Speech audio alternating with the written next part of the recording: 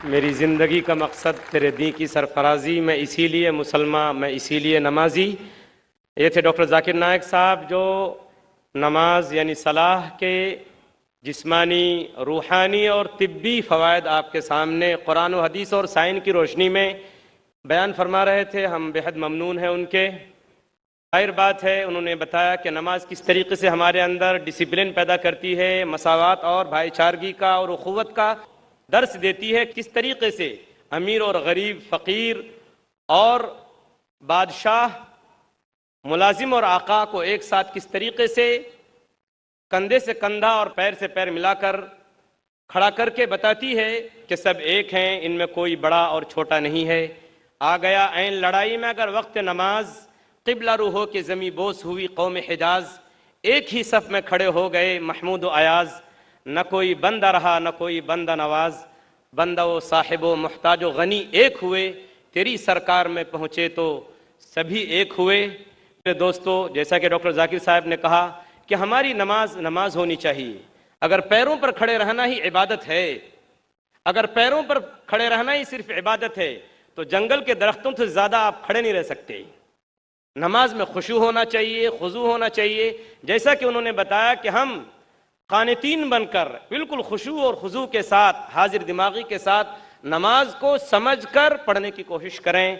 कुरान पाक का तर्जुमा हमको पहले पढ़ना चाहिए और नमाज के दौरान हम उसी में घूमते रहें कि इमाम साहब क्या तिलावत कर रहे हैं या जो मैं पढ़ रहा हूँ उसका मतलब क्या है। तो इंशाअल्लाह हमारी नमाज होगी। वरना ऐसा ना हो कि बकौल अल्लामा इकबाल कि कभी क़िबला रू जो खड़ा हुआ तो हरम से आने लगी सदा, तेरा दिल तो है सनम आशना, तुझे क्या मिलेगा नमाज में। और ऐसा ना हो कि जब जब जमीन के ऊपर सजदा करें तो वो हिस्सा जमीन का हमारे बारे में, हमारे खिलाफ ये गवाही दे, जैसा कि फारसी शायर ने शेर कहा है कि बजमी तो सजदा करदम जमीन एदा बर आम, कि मोरा खराब कर दी तू बसजदा रियाई, कि जब जब मैंने जमीन के ऊपर सजदा किया तो जमीन के उस टुकड़े से आवाज आई कि तुमने मुझको रियाकारी के सजदे से खराब, नापाक कर दिया। इसलिए मेरे दोस्तों, हमें नमाजों का एहतमाम करना चाहिए। नमाज किसी भी हाल में माफ़ नहीं है सिवाय चंद मौक़ों के, जैसा कि डॉक्टर साहब ने तफसील से उसके ऊपर रोशनी डाली। अब डॉक्टर साहब की तकरीर का जो दूसरा दिलचस्प और इंतहाई मुअस्सिर सेशन है, जो सवाल व जवाब का सेशन है, वो अब हम शुरू करते हैं। सवाल व जवाब को शुरू करने से पहले चंद बातों का ध्यान रखना तमाम भाइयों और बहनों के लिए ज़रूरी है। सबसे पहली बात तो ये है कि सवाल करने वाला अपना नाम और प्रोफेशन यानी जो पेशा है वो ज़रूर बताए। सवाल मुख्तसर हो, कोई लंबी चौड़ी गुफ्तगू और बातचीत न हो। सवाल ख़ास तौर पर अगर मुसलमान भाइयों और बहनों को सवाल करने का मौका मिले तो उनका सवाल उन्वान के मुताबिक होना चाहिए। जैसा कि आज की तकरीर का उन्वान है डॉक्टर साहब की, सलाह, हिदायत और रहनुमाई का रास्ता। हमारे गैर मुस्लिम भाई और हमारी गैर मुस्लिम बहनें, उनको इजाज़त होगी कि वो इस्लाम के बारे में कोई भी सवाल डॉक्टर साहब से कर सकते हैं। इसी के साथ साथ मैं गुजारिश करूँगा तमाम सवाल करने वाले भाइयों और बहनों से कि कोई फ़िक़ही सवाल न करें और इख्तलाफी सवाल न करें। अगर कोई ऐसा सवाल होगा जो इख्तलाफी हो तो उसको रद्द करने का बहैसियत कोऑर्डिनेटर के मुझे पूरा इख्तियार होगा कि मैं उस सवाल को रद्द कर दूं और उस सवाल को करने की इजाज़त नहीं दी जाएगी। अब हम बाकायदा सवाल व जवाब का ये सेशन शुरू करते हैं। हमारे इस प्रोग्राम में 4 माइक का इंतज़ाम किया गया है। एक माइक नंबर 1 हमारे बाएं जानिब है, स्टेज के हमारे बाएं हाथ की तरफ है और भाइयों की तरफ। दूसरा बीच में हमारे भाइयों के शोबे में, माइक नंबर 3 भी भाइयों के शोबे में है और माइक नंबर 4 हमारे दाहिने हाथ पे हमारी बहनों के शोबे में है और इसी के साथ साथ माइक नंबर 5 भी हमारी ख़वातीन और हमारी बहनों के शोबे में है। अब हम बाकायदा सवाल जवाब का प्रोग्राम शुरू करते हैं। हम वॉलंटियर हजरात से गुजारिश करेंगे, दरख्वास्त करेंगे कि अगर कतार में कोई गैर मुस्लिम भाई हो तो पहले उन्हें सवाल करने का मौका दिया जाए। माइक नंबर 1 से जो भाई खड़े हैं सवाल कर सकते हैं। जी हाँ भाई।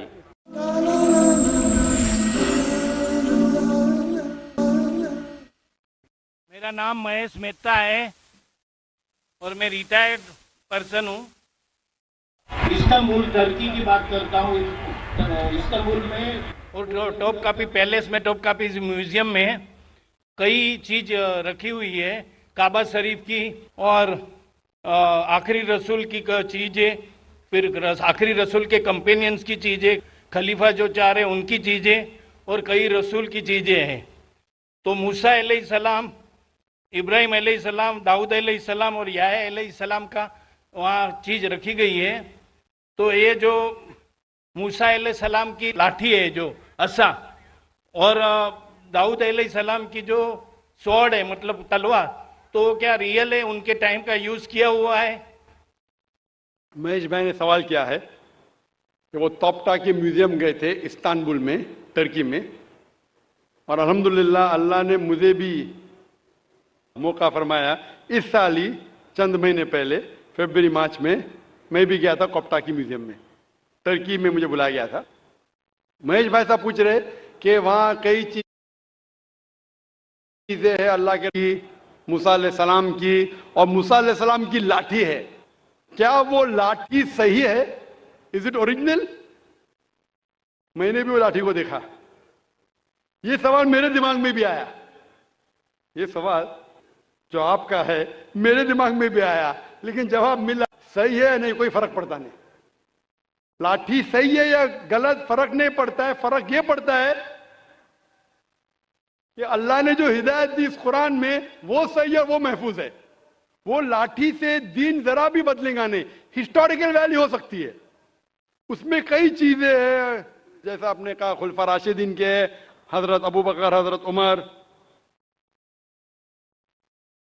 रज़ियल्लाहु अन्हु, उनके कई चीजें, लेकिन इससे हमें कोई फर्क नहीं पड़ता। हिस्टोरिकल वैल्यू शायद जानने के लिए क्या करने पड़ेगा, क्योंकि मैं भी माशाल्लाह एक मेडिकल डॉक्टर हूं, साइंस के तालिब इल्म हूं, आपको करने पड़ेगा कार्बन डेटिंग। कार्बन डेटिंग एक टेक्नोलॉजी है C14। वो कार्बन डेटिंग से हमको पता चल सकता है कि वो चीज है वो कितनी पुरानी है। तो अगर हम कार्बन डेटिंग करते हैं उस लाठी पे और फिर पता लगता है कि वो हजारों साल पुरानी है, मूसा अलैहिस्सलाम कितने हजार साल पहले हमें पता ही नहीं, कुरान में इसका जिक्र नहीं।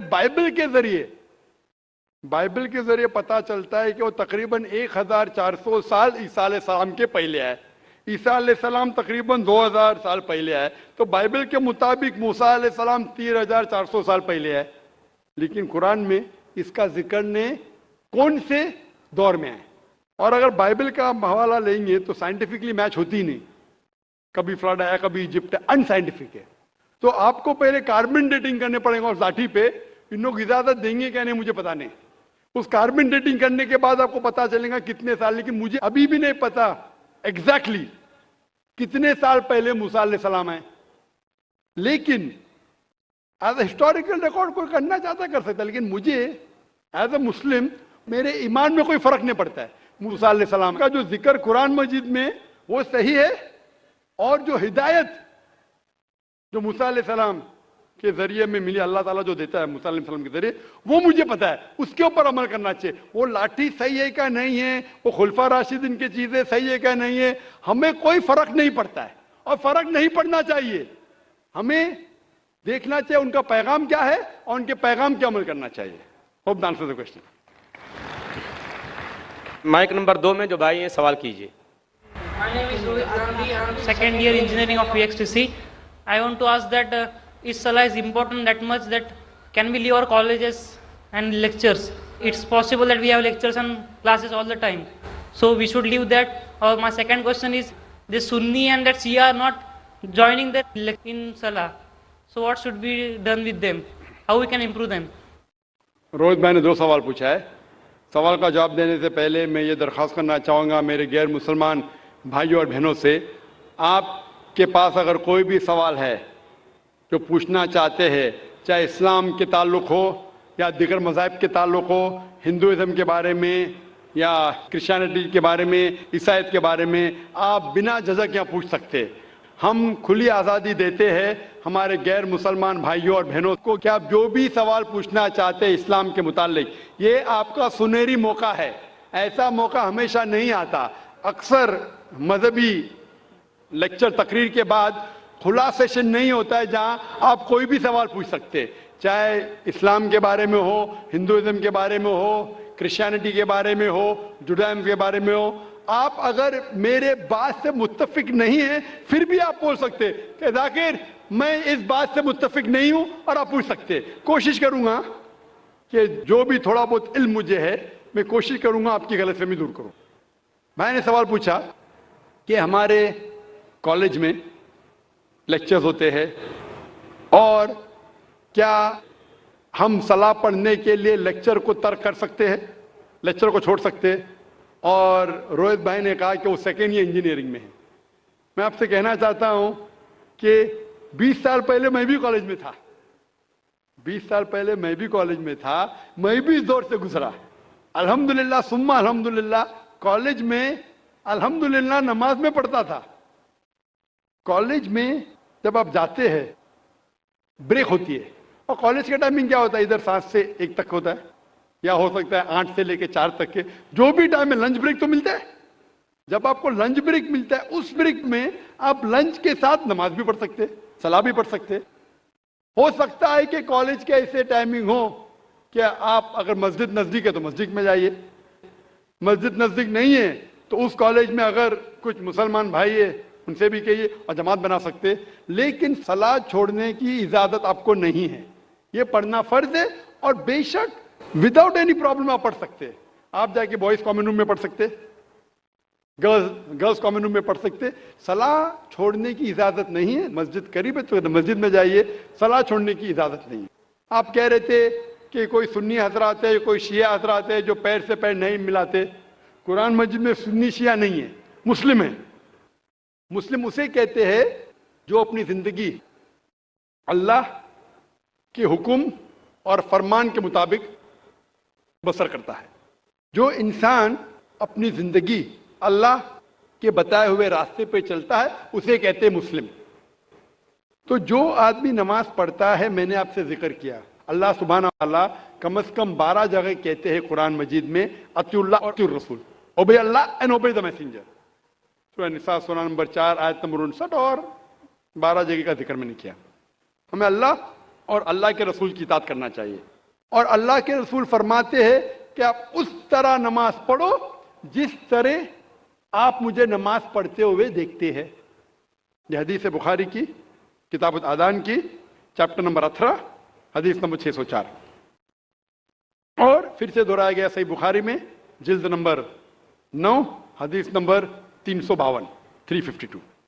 और अल्लाह के रसूल फरमाते हैं कि नमाज के वक्त, सही बुखारी में जिल्द नंबर 1 किताब आदान चैप्टर 75 हदीस नंबर 692, कि जब आप नमाज पढ़ते हैं, हजरत अनस फरमाते कि हम साहबा के कंधे मिलते थे दूसरे साहबा के कंधे से, हमारे पैर मिलते थे हमारे साहबा के पैर से।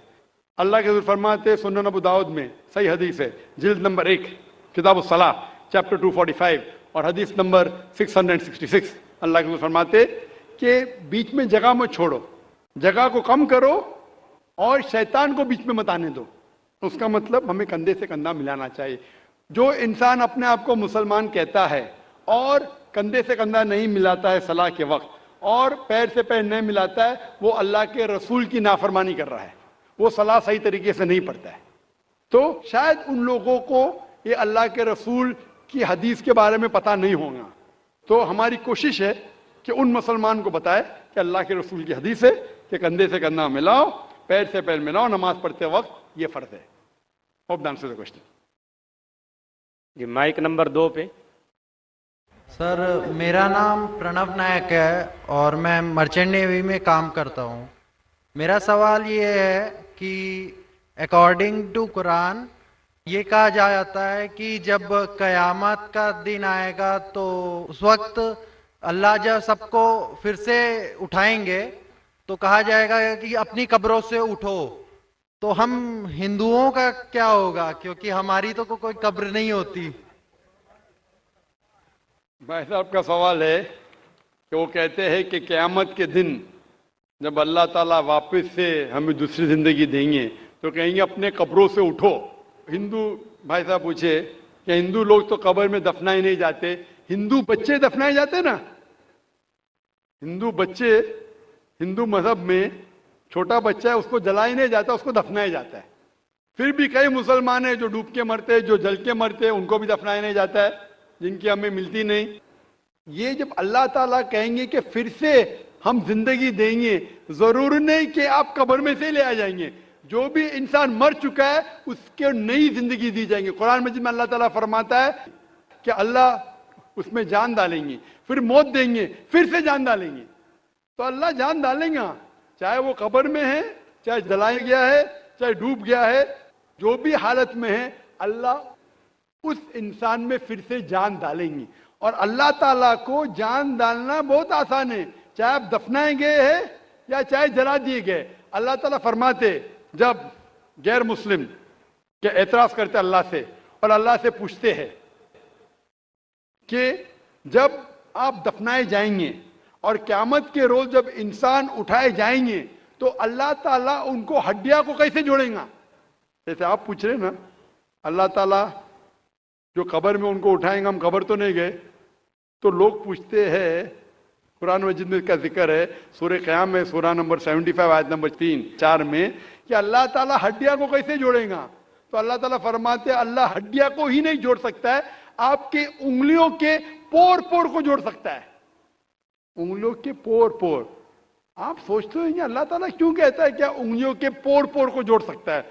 आज की साइंस ये कहती है, सर फ्रांसिस गोल्डन एक साइंटिस्ट है जो सन 1880 में एक डिस्कवरी किए कि फिंगरप्रिंटिंग मेथड के दो इंसान करोड़ों लोगों में भी उनके फिंगरप्रिंट यकसा नहीं हो सकते।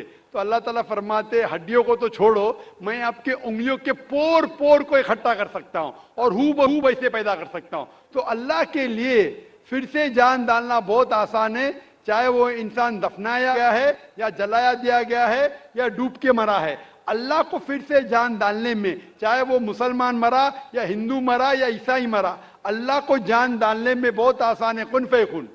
और फिर से हमें नई जिंदगी दी जाएंगी और फिर हिसाब किताब किया जाएगा। और हिसाब किताब में अगर आप अल्लाह के अहकामात पे अमल किए तो इंशाअल्लाह आप जन्नत में जाएंगे, इस दुनिया के इम्तिहान में सफलता पाएंगे। लेकिन अगर उनके अहकामात पे आपने नहीं चले, उनके मुताबिक नई जिंदगी बसर करे, तो आप इस जिंदगी में सफलता नहीं पाएंगे। Hope the answer the question. Number 3 से मैं कोई गैर मुस्लिम भाई हूँ। बैक्सन जॉर्ज और मैं स्टूडेंट है।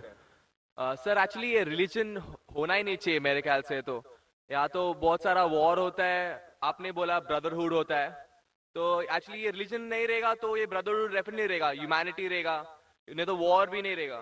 तो रिलीजन होना ही नहीं चाहिए कॉन्सेप्ट। रिलीजन क्यों होता है, क्या आप हेल्प करेंगे उसके लिए? भाई साहब का सवाल है कि रिलीजन होना ही नहीं चाहिए, ये मजहब होना ही नहीं चाहिए। ये मजहब की वजह से वॉर होता है, झगड़ा होता है। आप कहते हैं भाईचारा बढ़ता है, वॉर होता है। सिर्फ ह्यूमैनिटी होना चाहिए। भाई साहब नाम के बैक्सन जॉर्ज। कौन से माइक्रोफोन पे हाथ ऊपर करेंगे? जॉर्ज बोलिए सर। पीछे वाले माइक्रोफोन। जॉर्ज भाई साहब से पूछूंगा, ये कहते कि मजहब होने की वजह से लड़ाई हो रही। भाई साहब क्या मैं आपसे लड़ रहा हूं? भाई साहब नहीं क्या मैं आपसे झगड़ रहा हूं? हाँ क्या नहीं? नहीं सर। आप समझते मैं मजहबी हूं? हाँ सर। हूं ना? तो मैं क्या आपसे लड़ रहा हूं? जो सही मजहब को जानता है, सच्चा मुसलमान है, वो आम तौर पे झगड़ा नहीं करेगा।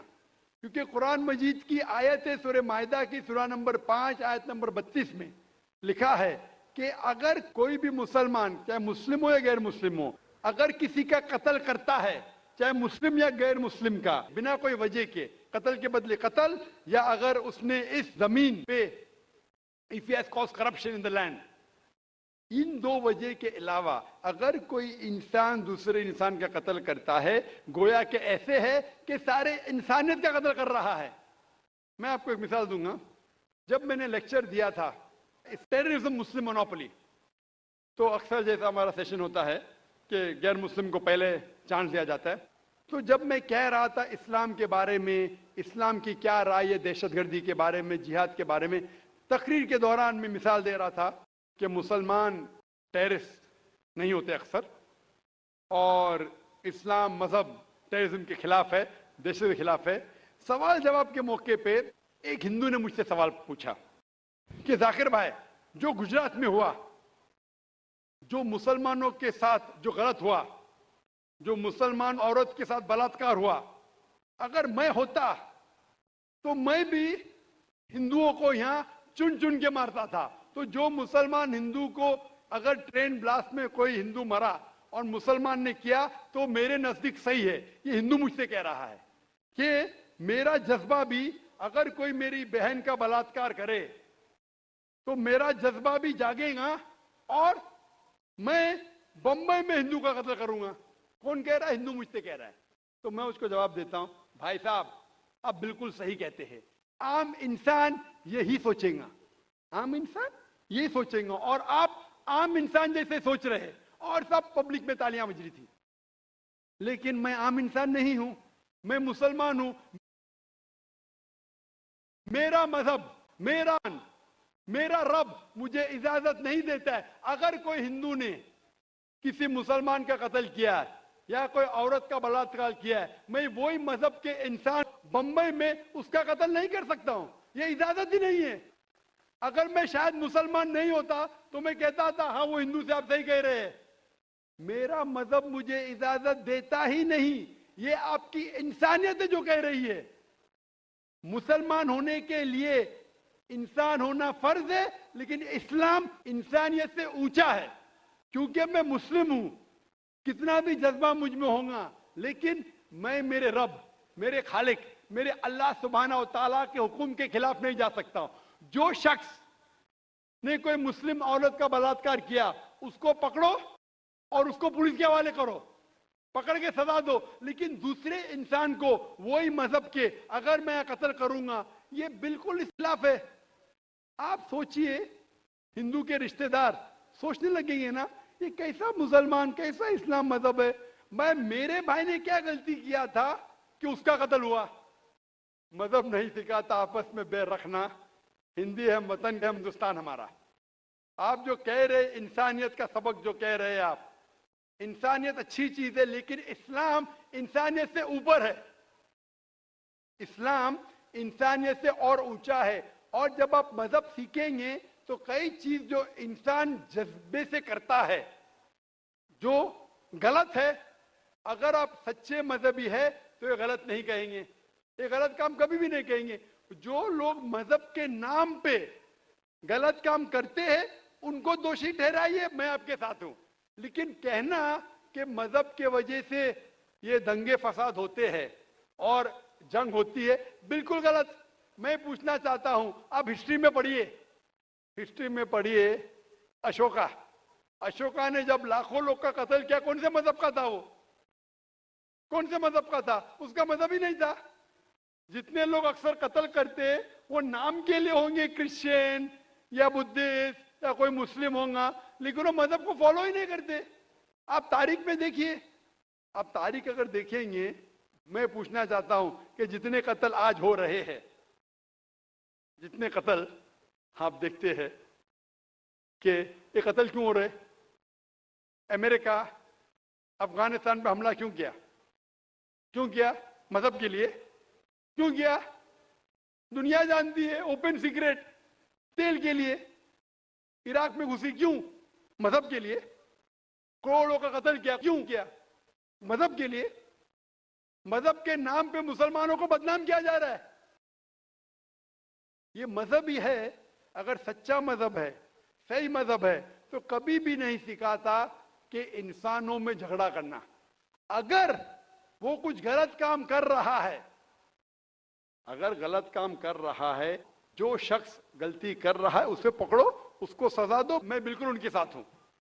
लेकिन आम इंसानों में झगड़ा करना, फसाद पैदा करना, इस्लाम कभी भी नहीं सिखाता। ये इस्लामी मजहब है। इसीलिए इस कॉन्फ्रेंस का उन्वान है Islam the solution to humanity, Islam इंसानियत का हल। तो जो भी मुश्किलात इंसानियत में हैं आज की तारीख में, इसका हल सिर्फ इस्लाम में ही मिलेगा। आप मुझे बताओ, कुरान की कौन सी आयत कहती है कि बिना वजह किसी इंसान का कत्ल करना चाहिए? आप कुरान का हवाला दो, मैं आपकी बात को मान लूंगा। आप सिर्फ मीडिया के जरिए, जो मीडिया गलतफहमी फैला रही है इस्लाम के खिलाफ, उसकी बुनियाद पे कहने लगेंगे कि मजहब के वजह से ये दंगे फसाद होते हैं या मजहब के वजह से लोग कत्ल करें एक दूसरे का। ये बिल्कुल बेबुनियाद है। मैं पूछूंगा, कुल हाथु बुरहानुकुम इन कुंतुम सादिकीन, आप अपना सबूत पेश करो अगर आप सच्चे हो। Hope the answer the question. मजहब नहीं सिखाता आपस में बैर रखना, हिंदी है हम वतन है हिंदुस्तान हमारा, बिल्कुल सही है। मजहब ये नहीं सिखाता कि आपस में दुश्मनी और नफरत हो। माइक नंबर 4 में खातून के शोबे में कोई नॉन मुस्लिम खातून हो, सवाल कर सकती हैं। डॉक्टर नायक, मेरा नाम पूजा शर्मा है and I am a clinical data coordinator. I would like to thank कि आज मुझे ये अपॉर्चुनिटी मिली कि मैं आपको थैंक यू बोल सकूं। मैं आपको पिछले 1-1.5 सालों से फॉलो कर रही हूँ और मेरे अंदर जो मुस्लिम और इस्लाम के लिए कुछ गलत फहमियाँ थी शायद वो क्लियर हो गई हैं। एंड जैसे आपने कहा, आपने कुरान की कई आयतों के बारे में कहा। मैं सोचती हूँ कि गीता हो, कुरान हो, बाइबल हो, कोई भी हो, सब में एक ही बात कॉमन लिखी है कि आप अपने फर्ज करते जाओ, झूठ मत बोलो, किसी की अनजान हत्या मत करो।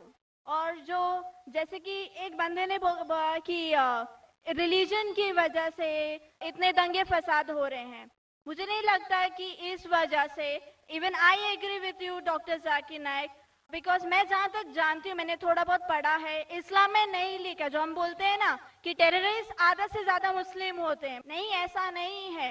इस्लाम में लिखा है कि जब आप किसी की बेवजह हत्या करते हो कि तो आप शायद मुस्लिम नहीं हो। ये इस्लाम में नहीं लिखा है कि आप किसी की हत्या करो बीइंग अ मुस्लिम, आप किसी की हत्या करो या बीइंग अ हिंदू किसी की आप हत्या करो। तो I would like to thank you doctor Zakir Naik की बहुत सारी कंफ्यूजन्स थी जो काफी दूर हो गई हैं। Thank you. जज़ाकल्लाह। बहन ने कहा कि वो तकरीबन 1.5 साल से मैं तकरीर सुन रही है और उन्हें यकीन हो गया है कि अल्हम्दुलिल्लाह इस्लाम एक सही मज़हब है और नफ़रत नहीं सिखाता, किसी का बिना वजह कत्ल नहीं करना सिखाता है।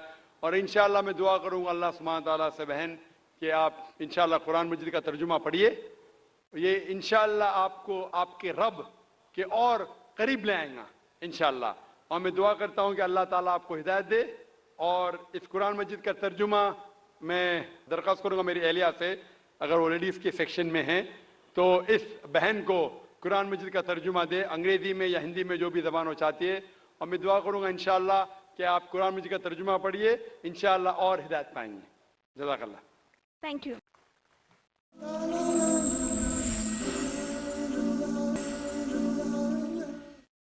माइक नंबर 2 में कोई गैर मुस्लिम भाई? जी हाँ। मेरा नाम आनंद करवाड़ा है। मैं बाई प्रोफेशन सीए हूँ।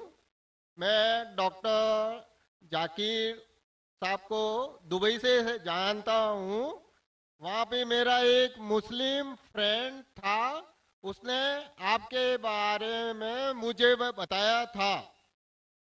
मैं आपका शुक्रिया अदा करना चाहता हूँ कि आपने इस्लाम के बारे में बहुत सारी भ्रांतियों को दूर किया है। मेरी मुसलमानों के बारे में जो अच्छी बातें हैं वो ये हैं कि मुसलमान लोग ज़्यादातर झूठ नहीं बोलते हैं, किसी को धोखा नहीं देते हैं, दूसरे का पैसा भी नहीं खाते हैं। लेकिन मुझे एक बात मुसलमानों से कहनी है कि वो लोग गाय का मांस क्यों खाते हैं। आनंद भाई ने सवाल किया, वो कहते हैं कि वो मुझे दुबई से जानते हैं माशाल्लाह और कई सालों से मेरे तकरीर सुन रहे, और वो कहते हैं कि उनके तजुर्बे के हिसाब से वो समझते हैं कि मुसलमान अच्छे लोग हैं, सच बोलते हैं, झूठ नहीं बोलते, किसी का पैसा नहीं खाते। लेकिन एक उनको मुसलमानों के बारे में एक चीज़ जो खटकती है कि मुसलमान गाय का गोश्त क्यों खाते, वो उनका सवाल है। मैं पहले बोलना चाहता हूँ भाई साहब आनंद जी कि एक मुसलमान अच्छा मुसलमान रह सकता है 100% शाकाहारी होने के बाद भी। A Muslim can be a good Muslim even by being a pure vegetarian. शुद्ध शाकाहारी होने के बाद भी एक मुसलमान 100% अच्छा मुसलमान रह सकता है। लेकिन क्योंकि अल्लाह सुब्हाना व तआला हमारा रब, हमारा खालिक, कुरान मजीद में अल्लाह ताला फरमाते हैं सूरह माइदा में सूरा नंबर 5 आयत नंबर 1 में अल्लाह ताला फरमाते कि आप उन 4 पायों जानवरों का गोश्त खा सकते हैं जिनकी हमने इजाजत दी है। अल्लाह ताला फरमाते हैं सूरह नहल में सूरा नंबर 16 आयत नंबर 5 में कि आप कैटल का गोश्त खा सकते हैं। कुरान में जिक्र आता है सूरह मोमिनून में सूरा नंबर 23 आयत नंबर 21 में कि आप कैटल में से आपको मिलता है दूध, उनमें से मिलती है आपको गर्मी और आप इनका गोश्त खा सकते हैं। तो जब अल्लाह सुब्हाना व तआला हमारा खालिक, हमारा मालिक कहता है कि आप गोश्त खा सकते, तो क्यों हमें नहीं खाना चाहिए? मैं आपको कोशिश करूंगा बताने के लिए कि आज की साइंस ये कहती है कि हमारे जिस्म में हमको प्रोटीन की जरूरत है, कम से कम 23 एमिनो एसिड की जरूरत है। यही 23 में से 8 एमिनो एसिड हमारे जिस्म में नहीं बनते। उसके लिए फर्ज है कि ये हमारे खाने में हमें ये एमिनो एसिड मिलना चाहिए।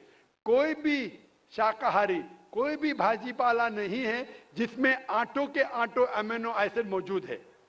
फ्लैश में, गोश्त में आटो एमिनो एसिड मौजूद है।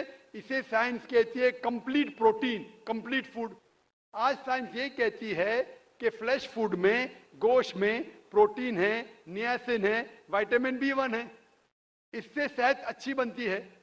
और आज आप देखेंगे जो जानवर जो शाकाहारी होते हैं, जो सिर्फ भाजी पाला खाते हैं, भेड़, बकरी, गाय, आप देखेंगे इन जानवरों के दांत इनके चपटे हैं, उनके पास हर्बिवोरस सेट ऑफ टीथ है।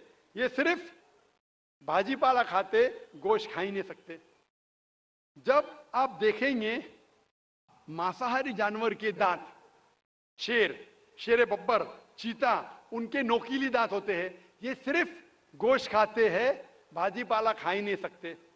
जब आप अपने दांत आईने में देखेंगे तो भगवान ने, ईश्वर ने, हमारे खालिक ने हमें दोनों दांत दिया है, चपटे दांत भी दिया है और नोकीले दांत भी दिया है। अगर हमारा ईश्वर चाहता था कि हम सिर्फ भाजी पाला खाए तो ये नोकीले दांत क्यों दिया? गोश्त खाने के लिए। आज की साइंस कहती है कि जो डाइजेस्टिव सिस्टम है हर्बिवोरस एनिमल का, गाय, भेड़, बकरी के, वो सिर्फ भाजी पाला डाइजेस्ट कर सकते, गोश्त को डाइजेस्ट कर ही नहीं सकते। जो डाइजेस्टिव सिस्टम कार्निवोरस एनिमल का है, चीता, शेर बब्बर, ये सिर्फ गोश्त डाइजेस्ट कर सकते, भाजी पाला नहीं। लेकिन हम इंसानों को अल्लाह ताला ने, हमारे ईश्वर ने स्मॉल इंटेस्टाइन भी दिया है, बिग इंटेस्टाइन भी दिया है। हम भाजी पाला भी डाइजेस्ट कर सकते, गोश्त भी डाइजेस्ट कर सकते। अगर हमारा ईश्वर चाहता था कि हम सिर्फ भाजी पाला खाए तो हमें ये डाइजेस्टिव सिस्टम क्यों दिया जो गोश्त को भी डाइजेस्ट कर सकता है? तो साइंटिफिकली हमारा जिस्म हमारे ईश्वर ने ऐसा बनाया है कि हम भाजी पाला भी खा सकते हैं, गोश्त भी खा सकते हैं। और बहुत लोग को गलत फहमी है कि हिंदू मजहब में गोश्त खाने की ममानियत है। भाई आप हिंदू है ना? आपके नाम से लगता है आप हिंदू है। हिंदू है ना सर? जी हिंदू ही है। आप हिंदू है ना? हाँ हाँ बिल्कुल सही, आपके नाम से लग रहा है आनंद आपका नाम है, आप हिंदू है। आपको गलतफहमी होंगी कि हिंदू मजहब में गोश्त खाना हराम है। आप जब हिंदू मजहबी किताब पढ़ते हैं, आपके मजहबी किताब में लिखा है कि गोश्त भी खा सकते हैं, मांस भी खा सकते हैं और बीफ भी खा सकते हैं, गाय का गोश्त भी खा सकते हैं। आप जब पढ़ेंगे मनुस्मृति चैप्टर नंबर 5 अध्याय नंबर 5 श्लोका नंबर 30 में लिखा है कि अगर खाने वाले जानवर, अगर खाने वाले मखलूक उस चीज को खाती है जो खाने वाले जानवर है, तो आप कोई गुनाह नहीं कर रहे, क्योंकि ईश्वर ने कुछ मखलूक को बनाया है खाने के लिए और कुछ मखलूक को खा जाने के लिए। Some to eat and some to be eaten. तो अगर आप खाने वाले जानवर खाते हैं तो गुनाह नहीं कर रहे। लिखा है मनुस्मृति में अध्याय नंबर 5 श्लोका नंबर 31 में कि अगर आप पूजा के लिए जानवर को कत्ल करते हैं तो कोई गुनाह नहीं करते।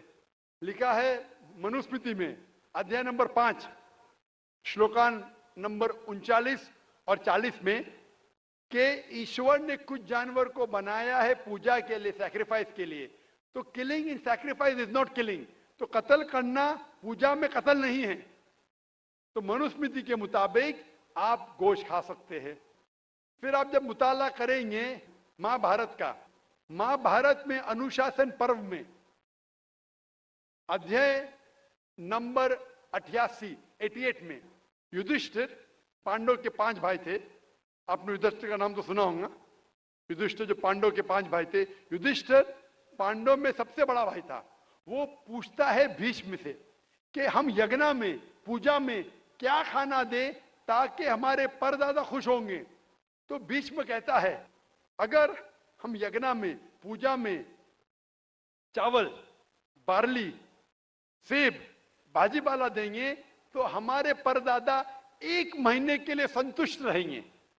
अगर हम मछली देंगे तो 2 महीने के लिए, अगर गोश्त देंगे 3 महीने के लिए, अगर खरगोश देंगे तो 4 महीने के लिए, अगर बकरी देंगे तो 5 महीने के लिए, अगर सुअर देंगे तो 6 महीने के लिए, अगर परिंदा देंगे तो 7 महीने के लिए, अगर हिरन देंगे तो 8 महीने के लिए, अगर बैल देंगे तो 11 महीने के लिए, अगर गाय देंगे तो पूरे 1 साल के लिए हमारे परदादा संतुष्ट रहेंगे। 1 साल। क्या दूध की बात अगर कर रहे हैं सर? आप बफेलो देंगे, बफेलो तो 12 साल के लिए, अगर राइनोसरस देंगे या रेड मीट, लाल गोश्त, तो हमारे परदादा हमेशा के लिए संतुष्ट रहेंगे।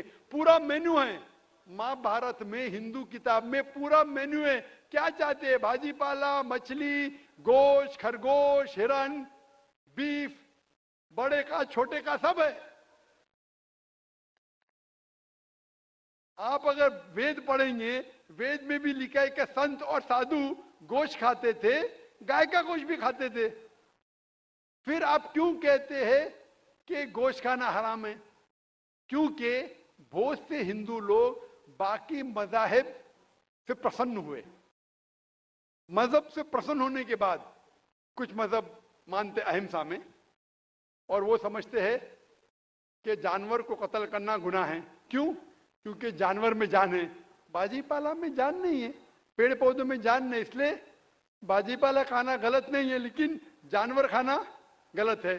आज साइंस तरक्की कर चुका है और हम जानते हैं कि पेड़ पौधों में भी जान है, तो उनकी लॉजिक जरा बदल गई। हाँ हाँ जाकिर भाई, हम जानते हैं पेड़ पौधों में जान है, लेकिन पेड़ पौधे, उनको दर्द का एहसास नहीं है, उन्हें दर्द नहीं होता।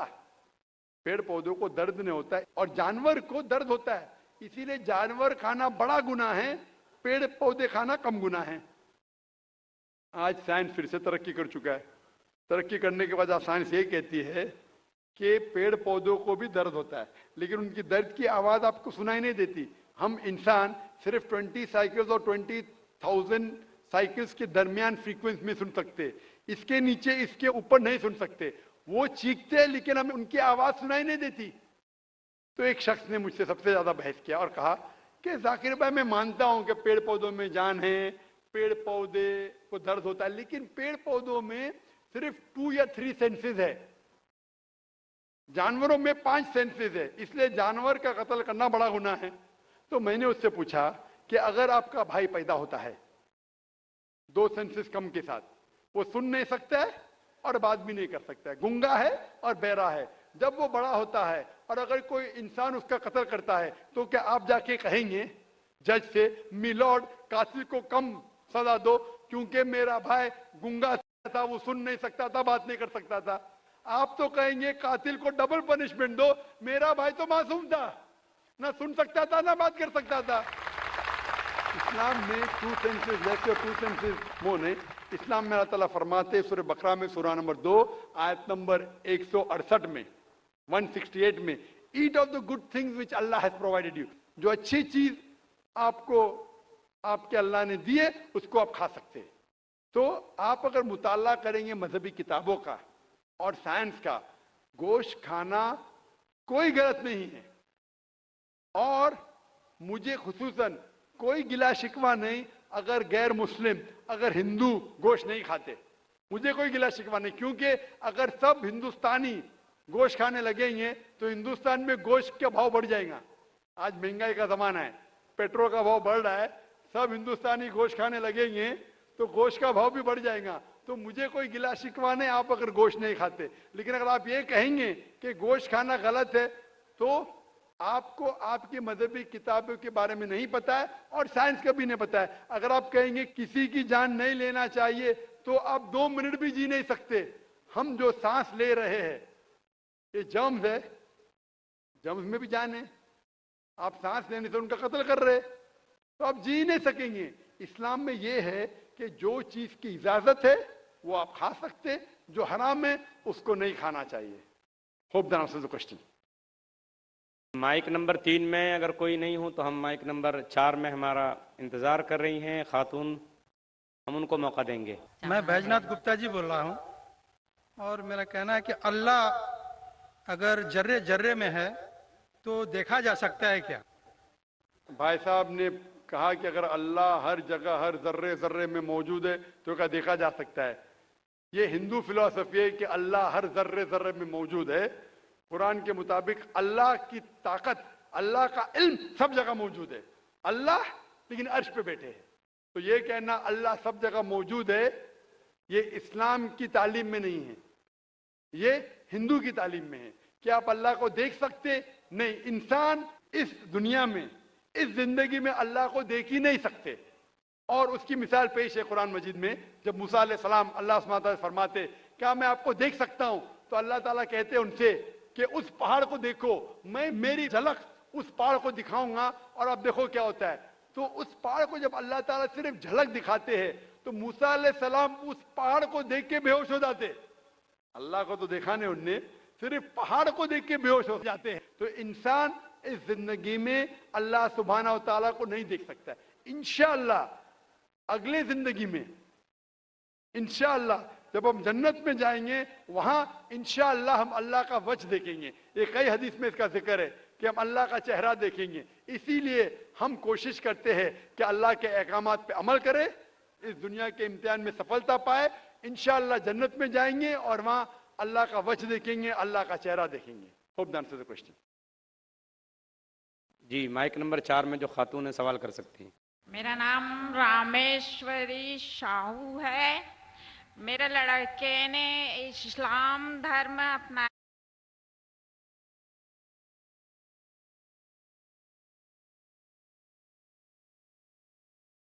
है।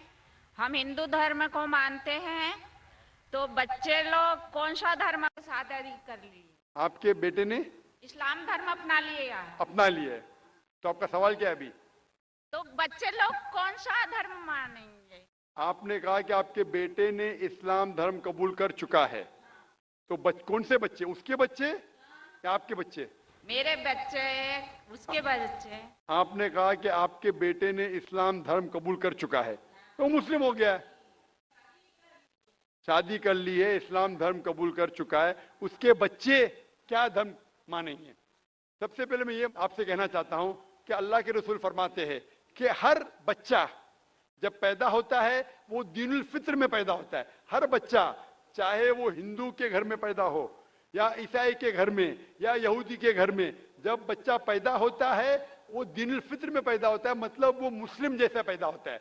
मुस्लिम के मानी, जैसे मैंने कहा है, मुस्लिम के मानी अपनी जिंदगी अल्लाह के अहकाम के मुताबिक बसर करना। तो जब बच्चा पैदा होता है उसकी सारी ख्वाहिश अल्लाह के मुताबिक है। तो हर बच्चा जब पैदा होता है, चाहे मुसलमान के घर में पैदा हो, चाहे हिंदू के घर में पैदा हो, चाहे ईसाई के घर में पैदा हो, चाहे यहूद के घर में पैदा, वो पैदा होता है मुस्लिम जैसा, वो मुस्लिम होता है। उसके बाद अल्लाह के रसूल फरमाते कि अपने वालिदैन के जरिए, अपने टीचर के जरिए, अपने दोस्तों के जरिए हो सकता है वो शिर्क करने लगे, वो आग की इबादत करने लगे, उस वक्त वो गैर मुस्लिम होता है।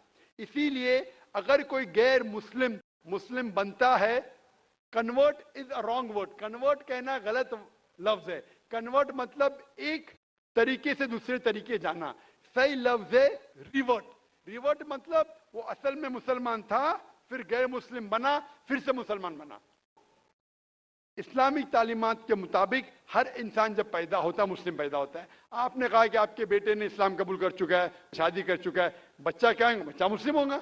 वो अलग बात है अगर उस बच्चे पे कोई दबाव है या कोई गलत हिदायत दी जाएंगी, हो सकता है वो बुत परस्ती करने लगे, हो सकता है वो आग की इबादत करने लगे, फिर वो मुस्लिम से गैर मुस्लिम होगा। हर बच्चा जो पैदा होता है वो मुस्लिम पैदा होता है, अल्लाह के अहकामात के ऊपर अमल करता है, उसके बाद बड़े होने के बाद दूसरे के इन्फ्लुएंस की वजह से शायद वो गलत रास्ते पे जा सकता है, लेकिन हर बच्चा पैदा होता है मुस्लिम जैसा। Hope the answer the question. Mic number 5 में अगर कोई खातून हो गैर मुस्लिम तो सवाल करें, नहीं तो माइक नंबर 1 में एक गैर मुस्लिम भाई हमारा इंतजार कर रहे हैं। जी ठीक है, माइक नंबर 2 से सवाल कर लीजिए।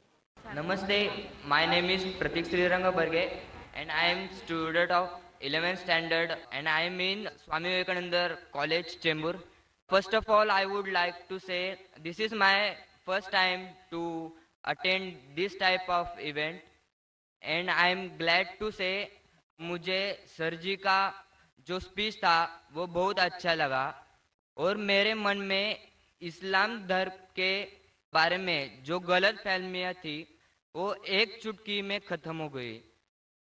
और मेरा पहला सवाल सर जी से ये है कि भगवान और अल्लाह एक ही है, और मेरा दूसरा सवाल ये है कि अगर पहले एक सवाल का जवाब ये कर लीजिए फिर इंशाल्लाह दूसरा सवाल करें। भाई साहब ने कहा कि वो पहली बार ऐसे मजमे में मौजूद है और बहुत खुश है, एक चुटकी में उसके सारे गलत फहमियाँ इस्लाम की दूर हो गई। अल्हम्दुलिल्लाह, अल्लाह ताला आपको हिदायत दे। और उसका सवाल है कि क्या भगवान और अल्लाह एक ही है? इस सवाल के दो रुख हो सकते हैं, दो रुख। आप कॉमर किधर लगाते वो इंपॉर्टेंट है। अल्लाह और भगवान एक है? हाँ एक है, एक ही है, दो तो नहीं है। अगर कहेंगे कि अल्लाह और भगवान यकसा है तो सवाल दूसरा रुख ले लेता है। इसका जवाब अगर आप पूछना चाहते हैं कि अल्लाह और भगवान एक है तो बेशक एक है। अगर आप पूछना चाहते हैं जो अल्लाह और भगवान, जो हिंदू लोग जो भगवान में मानते हैं और मुसलमान जो अल्लाह में मानते हैं वो एक है, तो मेरा जवाब इसमें ये कि अगर आप सही तरीके से हिंदू धर्म की किताबों का मुताला करेंगे और सही तरीके से इस्लाम धर्म की किताब का मुताला करेंगे तो दोनों यकसा है, वही है। लेकिन अगर जो मजहब के धर्म अधिकारी है उनकी बात सुनेंगे जो किताबों के हवाले से दूर है, किताब के पैगाम से दूर है, तो हो सकता है आपको गलत राय मिलेंगी। जैसे मैंने फरमाया था मेरे तकरीर में कि कुरान में लिखा है सूरह इखलास में सूरा नंबर 112 आयत नंबर 1 में कुल हुवल्लाहु अहद, कहो कि अल्लाह एक है। उसी तरीके से आप जब हिंदू मजहब की किताब का मुताला करते हैं, आप पढ़ते हैं, उसमें लिखा है छंदोग्य उपनिषद में अध्याय number 6 section number 2 shloka number 1 में लिखा है एकम एविदित्यम, भगवान एक है, ईश्वर एक है, दूसरा नहीं है। लिखा है श्वेताश्वेतर उपनिषद में चैप्टर नंबर 6 श्लोका नंबर 9 में नाचस्य कसिज जनिता न चदीपा, उस भगवान के कोई वालिदैन नहीं है, कोई रब नहीं है। भगवान का कोई मां नहीं है, कोई वालिद नहीं है, कोई सुपीरियर नहीं है। लिखा है श्वेताश्वेतर उपनिषद में चैप्टर नंबर 4 श्लोका नंबर 19 में नात्यस्य प्रतिमा अस्ति, उस ईश्वर की कोई प्रतिमा नहीं। प्रतिमा का मतलब है अक्स, painting, picture, portrait, statue, idol. उस भगवान की कोई प्रतिमा नहीं, कोई पिक्चर नहीं, कोई पेंटिंग नहीं, कोई अक्स नहीं, कोई फोटोग्राफ नहीं, कोई आइडल नहीं, कोई स्टैच्यू नहीं। ये दोहराया गया है यजुर्वेद में चैप्टर नंबर 32 श्लोका नंबर 3 में न तस्य प्रतिमा अस्ति, उस ईश्वर का कोई अक्स नहीं, कोई प्रतिमा नहीं, कोई पिक्चर नहीं, कोई पेंटिंग नहीं, कोई फोटोग्राफ नहीं। तो जब आप मुताला करेंगे हिंदू मजहबी किताब का और कुरान का, हिंदू मजहबी किताब का ब्रह्म सूत्र में कहा गया है एकम ब्रह्म द्योत्या नास्ते नीना नास्ते किंचन, भगवान एक ही है, दूसरा नहीं है, नहीं है, नहीं है, जरा भी नहीं है। There is only one God, not a second one, not at all, not at all, not in the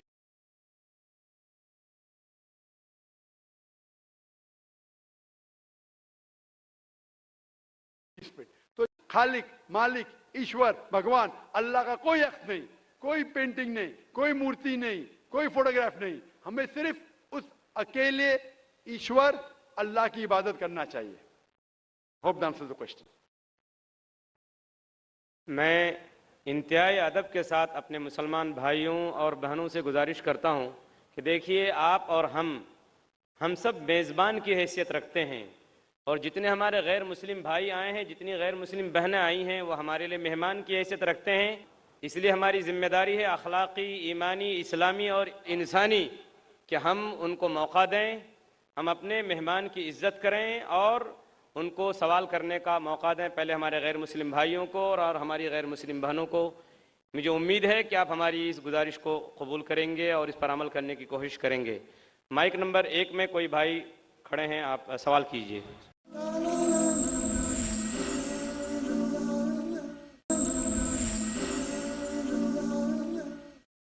इस्लाम कहता है कि एक ही बार आदमी पैदा होता है, एक ही बार मरता है और बाद में क़यामत होती है। लेकिन आप देखिएगा दुनिया में कि कोई बेरा मुका मतलब डेफ एंड डम्ब होता है पैदा होते ही, ब्लाइंड होता है, हैंडीकैप होता है, जिसका पैर भी नहीं रहता है। और तो ऐसा क्यों है? और दूसरा बात ये भी है कि मरने का भी तरीका सबका अलग अलग है। कोई एक्सीडेंट में मर जाता है, कोई राइट्स में मरते हैं, कोई क्या नेचुरल वे से मरता है। तो ऐसा क्यों है दुनिया में? महेश भाई का सवाल है कि इस्लाम में हम इस दुनिया में एक बार आते, फिर मरते, फिर क़यामत पे फिर से उठाए जाते, इस दुनिया में एक बार आते। तो ऐसा क्यों कि कोई लोग जो पैदा होते हैं, कोई अपाहिज पैदा होते, किसकी टांग ने, किसके हाथ ने, ऐसा क्यों? कोई लाचार पैदा होते। कुरान मजीद में अल्लाह ताला फरमाते हैं कि आपके बच्चे, आपकी बीवियां, आपकी दौलत आपके लिए फितना है, आपके लिए इम्तिहान है। क्योंकि जन्नत में जाने के लिए टांग होना जरूरी नहीं है, जन्नत में जाने के लिए दौलत होना जरूरी नहीं। जन्नत में जाने के लिए ये जिंदगी हमारे लिए इम्तिहान है। अल्लाह के अहकामात के मुताबिक जिंदगी को बसर करना चाहिए। कुरान मजीद में अल्लाह ताला फरमाते हैं सूरह मुल्क में, सूरा नंबर 67 आयत नंबर 2 में, अल्लज़ी खलक़ल मौत वल हयाता, अल्लाह सुब्हानहू व तआला ने मौत और जिंदगी पैदा की है ताकि आपको जांच सके आप में से अच्छे अमाल वाले कौन हैं। तो ये जिंदगी हमारे लिए एक इम्तिहान है। आपका अच्छा सवाल था कि क्यों कुछ इंसान पैदा होते अपाहिज, कोई बीमार, कोई अच्छे सेहतमंद, क्यों? इसकी वजह है कि जब आप एग्जामिनेशन में बैठते हैं, हर साल एग्जामिनेशन पेपर बदलता है कि नहीं? अगर आप कहेंगे कि हर वक्त पेपर सेम रहना चाहिए तो टेस्ट किधर, एग्जामिनेशन किधर? तो अल्लाह ताला कहता है कि जिस तरीके से आपको जो नियामत दी उस तरीके से एग्जामिनेशन अल्लाह ताला उस पेपर को परखेगा। मिसाल के तौर पे अगर एग्जामिनेशन पेपर आसान है तो टीचर उसको स्ट्रिक्ट तरीके से जांचता है। अगर पेपर मुश्किल है तो एग्जाम में उसको आसानी से जांचता है। तो उसी तरीके से अल्लाह ताला फरमाते कुरान मजीद में, आपके बच्चे, आपकी फैमिली, आपकी दौलत आपके लिए फितना है, एक टेस्ट है। अल्लाह ताला टेस्ट कर रहा है उस बच्चे के वालिदैन का। देखना चाहता है कि अगर बच्चे को पैदा करते अपाहिज, या बच्चा जब पैदा होता है दिल की बीमारी के साथ, वो देखना चाहता है कि फिर भी उसके वालिदैन अल्लाह पे ईमान लाते क्या नहीं। और जितना डिफिकल्ट टेस्ट उतना बड़ा रिवॉर्ड। आप अगर एक आम बीए ग्रेजुएशन पास करते हैं तो आपका नाम महेश है, वो मिस्टर महेश ही रहेगा, बदलेगा नहीं। लेकिन मेडिकल एग्जामिनेशन पास करते एमबीबीएस पास करने के बाद आपके नाम के आगे लग जाएगा डॉक्टर, क्योंकि मेडिकल एग्जामिनेशन पास करना मुश्किल है। मुश्किल एग्जामिनेशन पास करते रिवॉर्ड भी ज्यादा है। तो अल्लाह ताला अलग लोग को डिफरेंट डिफरेंट एग्जामिनेशन में डालता है। किसी को दौलत देता है, किसी को गरीब बनाता है। जब दौलत देता है वो देखना चाहता है कि दौलत के बाद ये इंसान ज़कात दे रहा है कि नहीं, खैरात कर रहा है कि नहीं। वो गरीब इंसान को ज़कात में 100% मार्क्स मिल चुके, गरीब इंसान को ज़कात ही नहीं देने का। हम बोलते अरे बेचारा गरीब है, उसको 100% मार्क्स मिल गए। ज़कात में गरीब को 100 में से 100 मिलता है।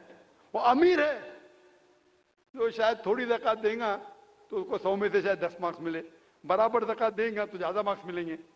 वो गरीब को ज़कात के टेस्ट में 100 में से 100 मिलता है, उसको ज़कात देने की जरूरत ही नहीं, लेकिन उसको शायद दूसरा टेस्ट होगा, उसको टेस्ट होगा। वो गरीब इंसान एक रूम में हो सकता है 10 लोग रह रहे, वो हिजाब कैसा करता है, बराबर से हिजाब कर रहा है कि वो टेस्ट है। हो सकता है इंसान अमीर है, उसका बेटा जैसे अपने का अपाइश पैदा होता है, तो अल्लाह ताला देखना चाहता है कि इस अमीर इंसान को मैंने दौलत दी, ऐशो आराम दिया, अभी उसके बच्चे को अपाइश पैदा करता हूं, देखना चाहता हूं कि ये फिर भी अपने रब की इबादत करता है क्या नहीं। जो आदमी कमजोर है वो बोलेगा अरे क्या ये अल्लाह ताला, नौज़ुबिल्लाह मेरे लिए क्यों ये मुश्किल पेश आता है। जो सच्चा मोमिन रहेगा वो कहेंगे अल्हम्दुलिल्लाह, फायदा होगा तो भी अल्हम्दुलिल्लाह, नुकसान होगा फिर भी अल्हम्दुलिल्लाह। ये मोमिन की जांच है। तो ये दौलत, गरीबी, सेहत, अपाहिज, दिल की बीमारी, ये टेस्ट है। इसीलिए हमें उन लोगों को देखना चाहिए, उन लोगों को मत देखो जो आपके ऊपर है, आप उन लोगों को मत देखो जो आपके ऊपर। मैं कह रहा था ना, मिसाल दे रहा था, वो गांव का आदमी देखता है गाड़ी चाहिए, फ्लैट चाहिए, बंगला चाहिए, फिर से गांव में आ जाता है। उन लोगों को देखो जो आपके नीचे है। और एक अंग्रेजी में कहावत है जो मैं उर्दू में तर्जुमा करूंगा, एक शख्स हमेशा रोता था कि क्यों मेरे पास जूती नहीं है, क्यों मेरे पास जूती नहीं है।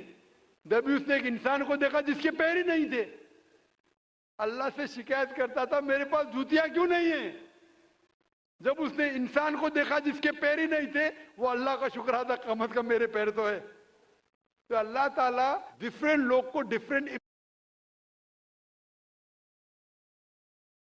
इम्तिहान ले रहा है, किसको दौलत, किसको गुर्बत, किसको सेहत, किसको बीमारी, जो भी है।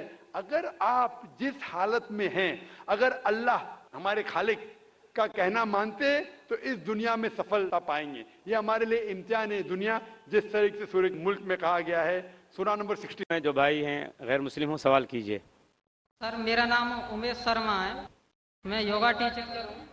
पहला सवाल मेरा ये है कि आपने बताया था कि नमाज पढ़ते समय जैसे हम सजदा करते हैं, उस सजदे की स्थिति में जैसे माइग्रेन पे और स्टमक प्रॉब्लम, सियाटिका, सर्वाइकल, नी की प्रॉब्लम, इनमें ब्लड का सर्कुलेशन होता है, वो मैं मानता हूँ। लेकिन कन्फ्यूज इस बात का है कि जब हम ध्यान करते हैं, मैं योग में जैसे दयानंद सरस्वती से, पतंजलि योग ट्रस्ट से मैं योग सीखा हूँ, उसमें बताया है जब ध्यान हम एक जगह पे करेंगे, आंखों को एक जगह पे रखेंगे, तो ध्यान की धारणा अपने आप बदल जाएगी। ध्यान धारणा समाधि। तो इसमें जब हम सजदा करते हैं तो जैसे वज्रासन में घुटने मोड़ के सजदा नीचे को, फोरहेड को धरती टच करते हैं, फिर हम उठते हैं तो हमारी जब नजर हट जाएगी उस जगह से, तो ध्यान एक तरफ से वहां से हट जाएगा।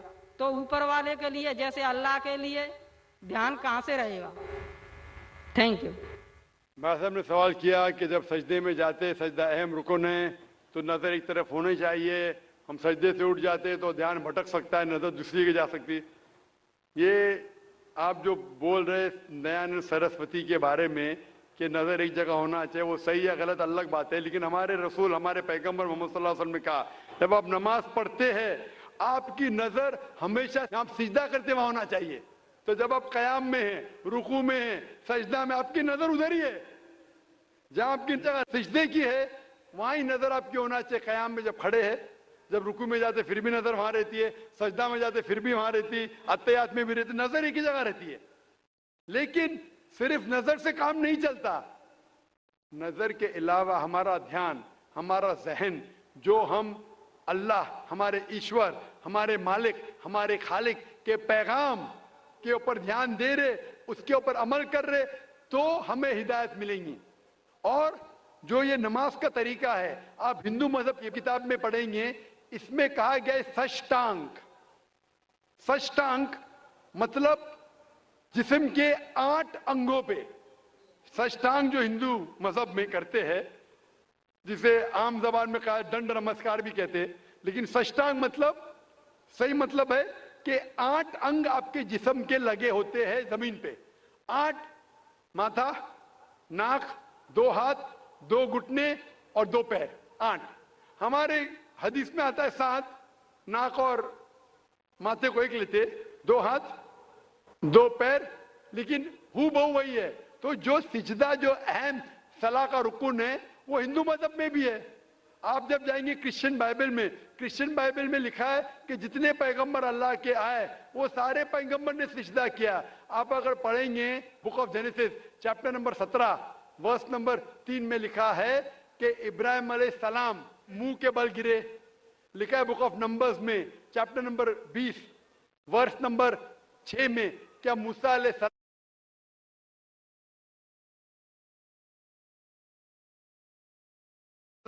और हारून ने सलाम मुंह के बल गिरे।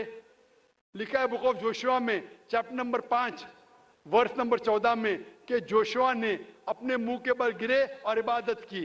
और लिखा है कि ईसा अलैहिस्सलाम in the gospel of Matthew chapter number 26 verse number 39 में, वर्स नंबर 39 में क्या जीसस का took a little bit step forward in the garden of Gethsemane, fell on his face and prayed to God. ईसा अलैहिस्सलाम ने garden of Gethsemane में अपने मुंह के बल गिरे और अल्लाह की इबादत की। जितने पैगंबर आए मोहम्मद सल्लल्लाहु अलैहि वसल्लम के पहले, जब उनने अल्लाह की इबादत की उनने सजदा किया।